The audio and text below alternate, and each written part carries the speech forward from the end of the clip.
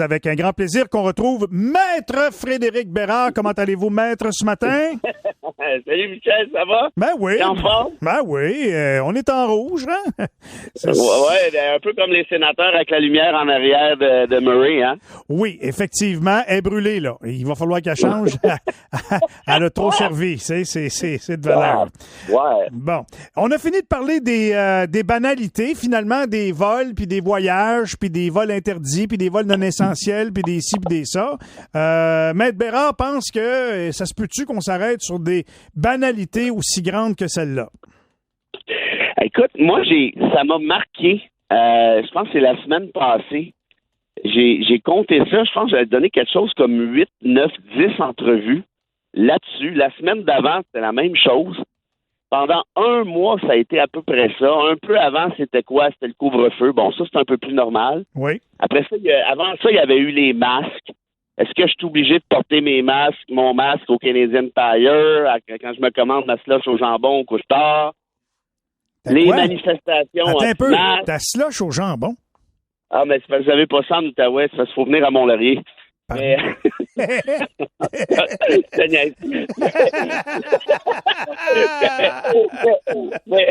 non, allez pas demander ça à Mont-Laurier, là, surtout si vous dites que c'est moi qui vous a dit ça à la radio. Mais sinon, écoute, j'ai fait un peu le décompte rapidement, et c'est pas un blâme envers les médias, là, genre, je fais partie de la fédération, moi aussi. C'est beaucoup plus un espèce de, comment je te dirais, une réflexion sur est-ce qu'on réalise à quel point on est gâté, en quelque sorte? Est-ce qu'on réalise à quel point on vit dans une société de cochons gras quand on est capable de passer autant de temps médiatiquement parlant sur des banalités, sur des futilités? Le truc des voyages, c'est correct d'en parler un peu, là, on comprend, c'est hors de l'ordinaire et tout ça. Mais là, au final, là, c'est quoi? C'est genre quelques dizaines de milliers de personnes au Canada ou au Québec, en tout cas tout le moins, oui, mais qui veulent absolument avoir leur droit au tout inclus. Tu sais, quand tu y penses, là... Non, mais je comprends, mais sais-tu quoi? Je comprends la réaction des gens puis des médias dans ça. C'est parce que tout le monde met l'épaule à la roue, puis tu te rends compte qu'il y a une certaine portion de la population qui pense à leur petit nombril, puis eux autres, ils veulent le faire, puis le gouvernement est là, comme M. Magou, à faire comme si rien se passait. Fait que ces gens-là crient à l'injustice, crient à la protection, puis les médias, on passe le message parce que effectivement, s'il y a quelque chose qu'on peut faire bouger des fois, c'est à force d'en parler, ça suscite une réflexion des gouvernements. Puis je veux pas dire que tu es dans le champ ce matin là, c'est pas ça, mais j'ai envie de penser que la pression médiatique alimentée par la pression populaire sur les vols non essentiels a fait bouger Juju à Ottawa, Justin, parce qu'il avait pas l'air vraiment entiché à poser l'action qu'il a posée. Alors, moi, je dis bravo à Frédéric Bérard, bravo à tout le monde qui a crié, et bravo aux médias, parce que dans ce cas-là, le gros bon sens en parler, à mon avis.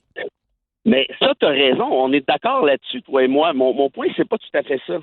Mon point, c'est que si on passe autant de temps là-dessus, ça veut dire que, par définition, tu viens un peu de le dire, c'est un des enjeux principaux de notre société pendant X semaines. Or, l'enjeu principal ici, c'est quoi?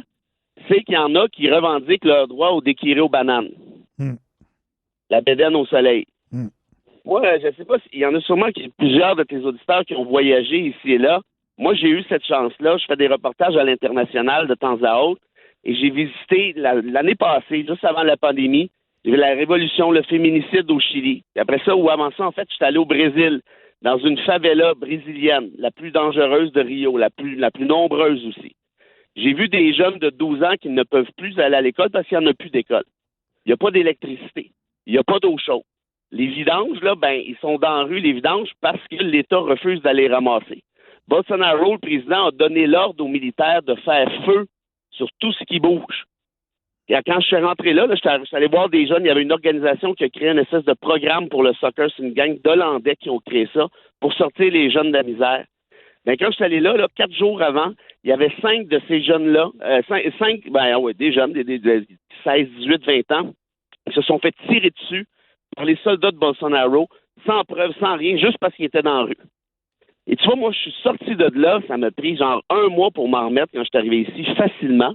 J'ai été traumatisé et je souhaite ça à personne ou je le souhaite en même temps, peu importe. Mais tout ça pour te dire que quand je réalise l'ampleur de nos problèmes, de nos enjeux sociaux, je me dis non, mais on est gâtés, pourris de vivre dans un endroit où la vraie question, c'est est-ce que je peux aller dans mon tout inclus cette année ou pas?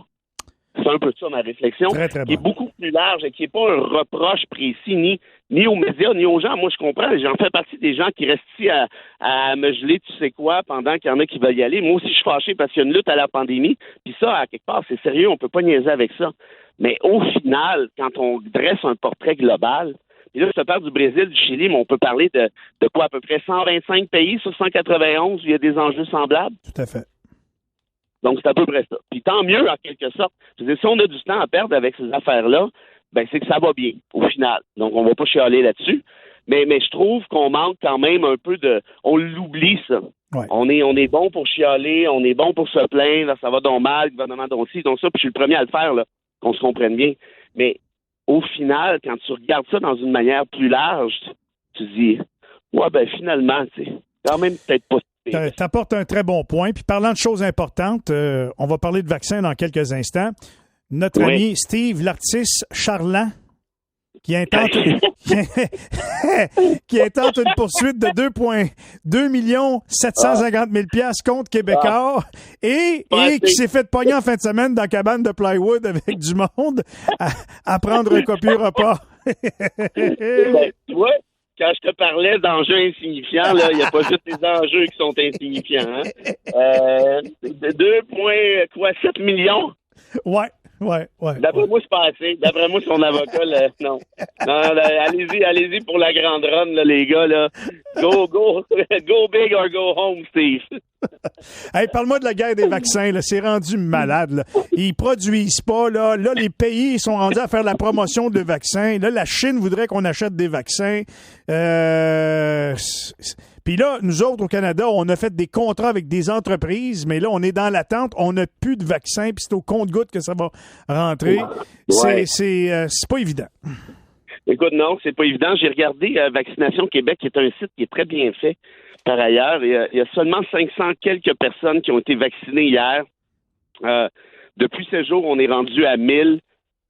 Si on se compare à travers le monde, Israël a déjà vacciné plus de la moitié de sa population. 57 % si je ne me trompe pas. Au Royaume-Uni, je pense qu'ils sont rendus à peu près à 15 % si je ne fais pas erreur. Ici, on en bave. Au Canada, on est même derrière la Pologne et la Turquie au moment où on se parle. Rien contre la Pologne ni contre la Turquie, mais ce ne sont pas évidemment des pays du G8. Là, ce ne sont pas des gros joueurs. Évidemment, là, on est un peu coincé, hein, parce que les États-Unis ont toujours eu cette espèce de réflexe nationaliste là, quant à la production de vaccins. Bon, ça, c'est classique. Ce qui est surprenant un peu, c'est que l'Europe fasse la même chose actuellement. Et là, évidemment, Justin Trudeau essaie de faire preuve d'audace et essaie de trouver des solutions. Mais évidemment, c'est pas simple parce que des vaccins, là, je veux dire, ça se fait pas en 5 minutes. Eux, pour la plupart, il y en a quelques-uns, en fait, qui l'ont fait en 9 mois. Ça, c'est fantastique. Mais les autres entreprises traînent un petit peu de la patte. La plupart vont être prêts en juin, juillet, août. Moi, mon espoir, cela dit, Michel, tu vois, Pfizer, Moderna, ça roule, ça va recommencer à rouler bientôt. Ils risquent, je crois, d'avoir peut-être une surenchère de vaccins en mai. Marc, cette date-là, là, peut-être que je me trompe, mais allez voir rentrer tranquillement, là, j'ai l'impression, parce qu'il y a Johnson & Johnson qui s'en vient, qui est presque approuvé. Il y a AstraZeneca qui vient du Royaume-Uni, qui a été fait avec le Oxford, qui est presque approuvé aussi. Et là, va arriver un moment donné où quand Israël, bon, qui est un petit pays, mais quand le Royaume-Uni va être vacciné au complet, quand les États-Unis vont être vaccinés au complet, puis ça avance très bien là-bas aussi, ben, je veux dire, il va y avoir probablement un surplus de vaccins. Donc, si tu calcules ça, là, à cette vitesse-là, ni plus ni moins, je pense qu'en mai, on a des chances, on ne sera pas vacciné à 100% ici au Québec, mais je pense qu'on va frôler le 60-70 peut-être, auquel cas on va avoir touché l'immunité collective et on va peut-être pouvoir commencer à vivre comme avant, sous réserve, évidemment, ça c'est important, par exemple, de ce qu'on appelle les variants, là, les espèces de formes un peu curieuses qui viennent de se créer. Ça, c'est problématique, par exemple. À suivre, évidemment, puis d'ici ce temps-là, c'est essayer de limiter le nombre de cas. De là, les décisions du gouvernement des derniers jours. On va voir qu'est-ce que On me disait que vous êtes resté en rouge, même si vous avez moins de cas que le Saguenay, c'est ça? Oui, on est très comparable, même avantageusement quant au nombre d'hospitalisations, que les régions qui ont été annoncées orange avant-hier. Qu'est-ce qui s'est passé? Ah, ben, tu sais, l'Outaouais... La CAQ en a contre vous? Non, mais l'Outaouais, nous autres, notre système hospitalier, ça s'est répandu à la grandeur de la province. On est le pire joueur... on est la pire place. C'est pas compliqué. Puis fort heureusement, ou malheureusement, on est à côté d'une ville, la capitale fédérale, d'1 million d'habitants. Ouais. Fait que là, on est dans une très grosse agglomération urbaine parce que quand on calcule le danger de la santé publique, c'est pas une ville de 280 000 habitants, Gatineau. Hein? C'est une agglomération de 1 500 000. C'est ça que c'est. Et heureusement, parce qu'ils ont des hôpitaux, eux autres, qui marchent. Fait que nous autres, quand on n'est plus capable de soigner à Gatineau ou dans l'Outaouais, on va à Ottawa. T'sais? Fait que c'est un mal pour un bien, puis un bien pour un mal. Mais tout ça mis ensemble, c'est plus prudent de nous garder en rouge. C'est ça qu'on nous explique. Le moral de l'auditoire, il est comment, là? Oh, qu'on va passer à une autre question. Bon, ben écoutez, moi, je vous dirais, là, un petit vent d'optimisme, parce que moi, je suis confiant sérieusement qu'on en est au dernier mille. Si on maîtrise le dernier variant, je vous le dis, là, sérieusement, je pense que ça achève, parce que, regarde, on a tout de suite vu les impacts du couvre-feu. On est passé de 3000 cas quotidiens à ni plus ni moins 1000, 1100, 1200. On est même passé un peu en dessous. Fait que le couvre-feu fonctionne en bonne partie. Puis l'autre affaire, certainement, c'est qu'avec la vaccination, c'est faible jusqu'à maintenant, on est juste à 2,5 %. Mais ce sont des gens du milieu hospitalier dans les CHSLD et ainsi de suite. C'est ça. Ben, ça a un impact quand même. Ça a beau être juste 2,5, ça reste que c'est quoi, 240 000 personnes qui sont vaccinées. La réalité, nous autres, là, dans la région, Frédéric, puis on va se laisser là-dessus, c'est que même en plein été, au mois de juillet, pendant que toute l'Outaouais est parti en vacances, même pas de pandémie, pas de COVID, pas de rhume, pas de rubéole, pas de fièvre des foins, rien, notre système de santé est quand même débordé. Tu comprends? Wow. Fait qu'imagine là. Fait que c'est ça. On a 8 personnes à l'hôpital, puis on a 10 nouveaux cas par jour, qu'on est débordé quand même. Bon, ben, je vous salue bien bas, puis je vous souhaite le meilleur des courages, mais sérieusement, je vous le dis, là, dans une perspective un petit peu plus large, ça achève. Cet été, on va passer un excellent été, je vous garantis ça. Ça fait du bien à entendre. Bonne semaine. On se reparle mardi prochain. Il y a juste les sénateurs à régler, là, mais ça, en tout cas, c'est une autre histoire. Ouais. Cauchemar à venir ce soir. Salut, Fred. À la prochaine. Allez, salut tout le monde. Bye. Frédéric Bérard, maître Frédéric Bérard, avocat, professeur en droit constitutionnel.